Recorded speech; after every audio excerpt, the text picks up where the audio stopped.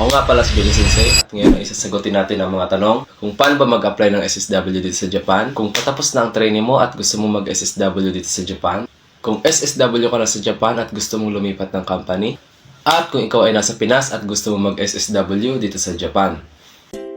Para sa mga Pinoy na patapos na ang 3 years training nila dito sa Japan, pwede kayo mag-visit sa Facebook page ng Meikwan at mag-fill up sa SSW entry form nila. Or pwede nyo rin i-click ang link sa baba. Merong 12 category ang SSW at may madadagdag pa na 4 category sa June. Pwede kayong pumili kung anong skills ang gusto nyo. Ipasa nyo ang skills examination. Ipasa nyo rin ang Japanese language examination kagaya ng JLPT or JFT, at pwede na kayo magtrabaho bilang SSW dito sa Japan. Mas malaki pala ang sahod ng SSW compare sa trainee. Kung ikaw naman ay SSW visa holder na dito sa Japan at gusto mong lumipat ng company, pwede kang mag-change ng employer.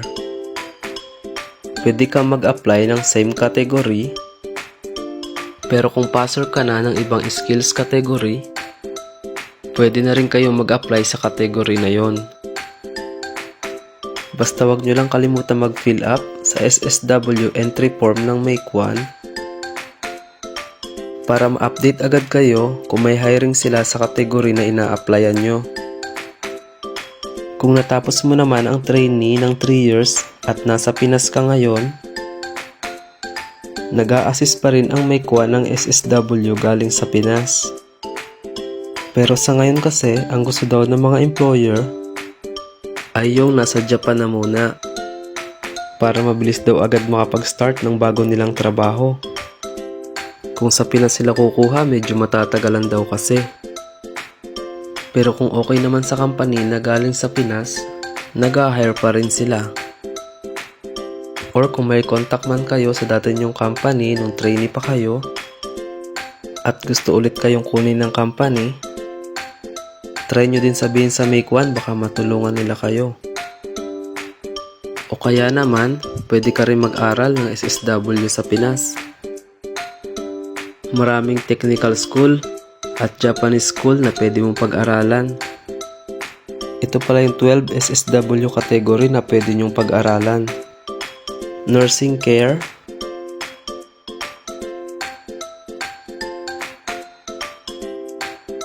building cleaning management, machine parts and tooling, industrial machinery, electric, electronics, and information industries. Construction industry,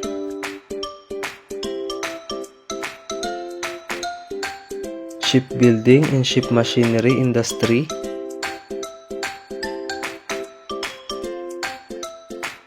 automobile repair and maintenance,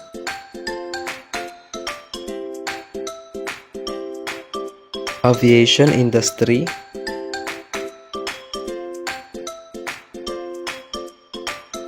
accommodation industry, agriculture,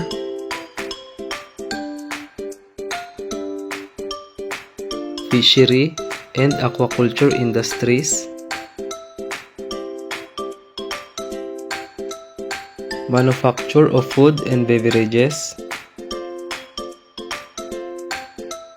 food service industry, plus may bago pang 4 na category, vehicle transport industry,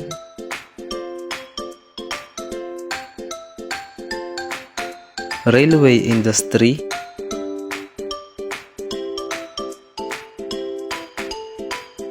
forestry industry,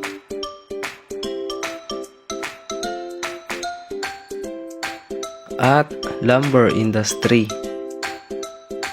Yan ang mga kategory na pwede nyong applyan dito sa Japan. Sana ay nasagot ko ang inyong mga tanong. Please like and share.